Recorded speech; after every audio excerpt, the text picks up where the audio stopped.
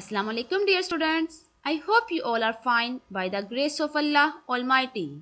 I am your maths teacher and this is our 8th lesson of mathematics. As you know, we are doing unit number 4 decimals and fractions.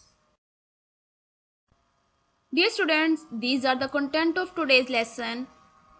Today we will learn about multiplication of decimal numbers and we will solve the sums of exercise number 10.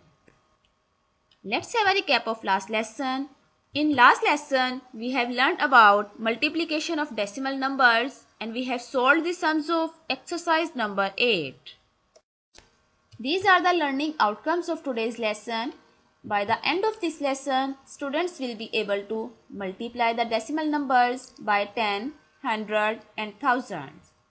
And students will be able to solve the sums of exercise number 10. So here is a list of material that you will need to attempt the lesson: lead pencil, eraser, highlighter, mathematics book, notebook and ruler. I hope you have all these things and you are ready for this lesson. Now open your maths book, page number 62. It's about multiplication of decimal numbers by 10, 100 or 1000. First of all, you will write the today's task, day and date just like as. Multiplication of decimal numbers by 10, 100 or thousands. When decimal numbers are multiplied by 10 or 100 or thousands, they follow the following rules. जब हम decimal numbers को 10 से 100 से या 1000 से multiply करते हैं तो कुछ रूल्स फॉलो करने पड़ते हैं, तो उन रूल्स को हम यहाँ पर डिस्कस करेंगे. Our first rule is 2.47 multiply by 10. यहाँ पर 2.47 किससे मल्टीप्लाई हो रहा है? 10 से. यहाँ पर आप देखें 10 में कितने ज़ीरो हैं? 1. सो decimal point 1 step right side से मूव करेगा और हमारा फाइनल आंसर क्या आएगा? 24.7, क्योंकि 10 में 1 ज़ीरो है और डेसिमल पॉइंट 4 के बाद शिफ्ट हो जाएगा. Our second rule is 2.47 multiply by 100. यहाँ पर 100 से मल्टीप्लाई हो रहा है, 100 में 2 ज़ीरो हैं और डेसिमल पॉइंट 2 स्टेप्स मूव कर जाएगा. सो 247.0 हमारा आंसर आएगा. Our third rule is 2.47 multiply by 1000. 1000 में कितने ज़ीरोज़ हैं? 3. अब हमारा डेसिमल पॉइंट 3 स्टेप मूव करेगा.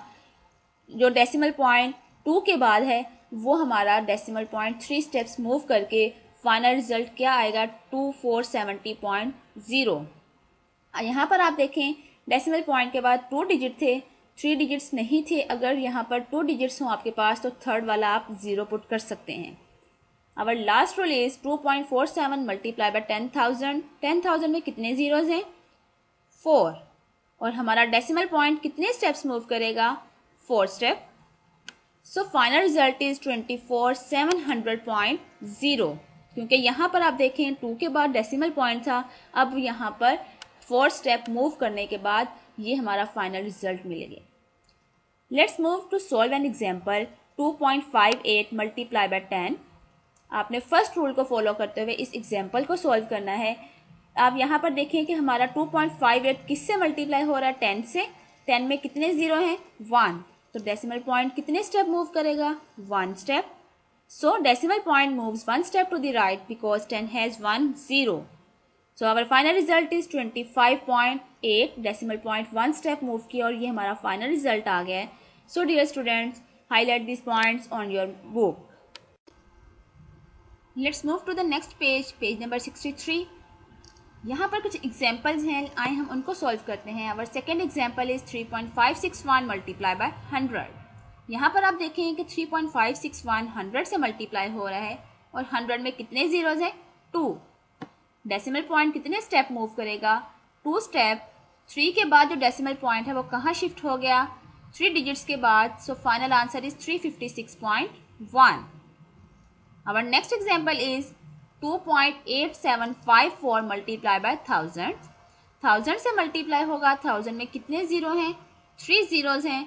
सो हमारा decimal point 3 step right side से मूव कर जाएगा। तो फाइनल आंसर क्या आएगा? 2875.4। Decimal points moves 3 steps to the right because 1000 has 3 zeros. Here is your index page.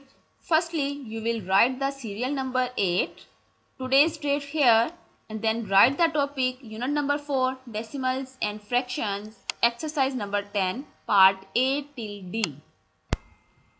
Let's move to exercise number 10. Let's start our first question, that is 72.264 multiply by 10. So dear students, जैसा कि अभी हमने discuss किया था कि अगर हम 10 से मल्टीप्लाई कर रहे हैं तो डेसिमल पॉइंट 1 स्टेप मूव कर जाएगा राइट साइड पर। अगर हम 100 से मल्टीप्लाई कर रहे हैं तो ये 2 स्टेप मूव करेगा। अगर हम 1000 से मल्टीप्लाई कर रहे हैं तो वो 3 स्टेप मूव कर जाएगा राइट साइड पर। सो यहाँ पर आप देखें, यहाँ पर 72.264 10 से मल्टीप्लाई हो रहा है। So let's start solution. 72.264 multiply by 10। आप देखें यहाँ पर 72.264 किससे मल्टीप्लाई हो रहा है? 10 से। सो 10 हैज़ 1 0 और डेसिमल पॉइंट 1 स्टेप मूव कर जाएगा। 2 के बाद डेसिमल पॉइंट आ जाएगा। Decimal point moves 1 step to the right because 10 has 1 0. So our final result is 722.64. यहाँ पर 10 से मल्टीप्लाई हुआ है इसलिए राइट साइड से 1 स्टेप मूव कर गया डेसिमल पॉइंट, 2 के बाद आ गया और यही हमारा फाइनल रिजल्ट है 722.64. Let's move to part B, that is 9.654 multiply by 100. A part में 10 से मल्टीप्लाई किया था और हमारा 1 स्टेप डेसिमल पॉइंट मूव किया था राइट साइड से, बट यहाँ पर 100 से मल्टीप्लाई हो रहा है। 100 में 2 0 हैं, सो राइट साइड से डेसिमल पॉइंट 2 स्टेप मूव करेगा। Let's start solution. 9.654 multiply by 100। अब आप देखें 100 में कितने जीरो हैं? 2। Decimal point moves to 2 steps to the right because 100 has 2 zeros. So decimal point moves 2 steps to the right, that is 965.4.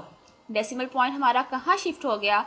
4 से पहले, यानी 2 स्टेप मूव किया, 65 के बाद आ गया और 965.4 हमारा फाइनल रिजल्ट है। Let's move to part C, that is 1.72 multiply by 10. Let's start solution. 1.72 multiply by 10.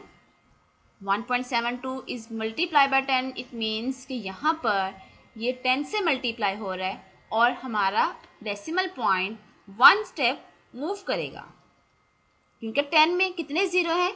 1. So decimal point moves 1 step to the right because 10 has 1 0. तो हमारा डेसिमल पॉइंट 7 के बाद शिफ्ट हो जाएगा। Our final result is 17.2. Let's move to part D, that is 9.96 multiply by 10. यहाँ भी 9.96 10 से ही multiply हो रहा है। इट मीन्स कि डेसिमल पॉइंट 1 स्टेप मूव करेगा because 10 has 1 0. Let's start solution. 9.96 multiply by 10. Decimal point moves 1 step to the right because 10 has 1 0. Decimal point कहाँ shift होगा? 9 के बाद, क्योंकि 1 स्टेप मूव करेगा। यहाँ पर 10 से मल्टीप्लाई हो रहा है, सो final result is 99.6. Let's have a quick review of today's lesson. Today we have learned about multiplication of the decimal numbers and we have solved the sums of exercise number 10 part A till D. In next lesson we will discuss about unit number 4. The topic is division of decimal numbers and we will solve the sums of exercise number 11 and exercise number 13. So dear students, read this topic from your maths book. In next lesson, when I will teach this topic, you have clear vision about this. Now it's time for task to do. You have to learn the highlighted points of page number 62 from your maths book, and you have solved the sums of exercise number 10 on your notebooks and practice this exercise on register again and again.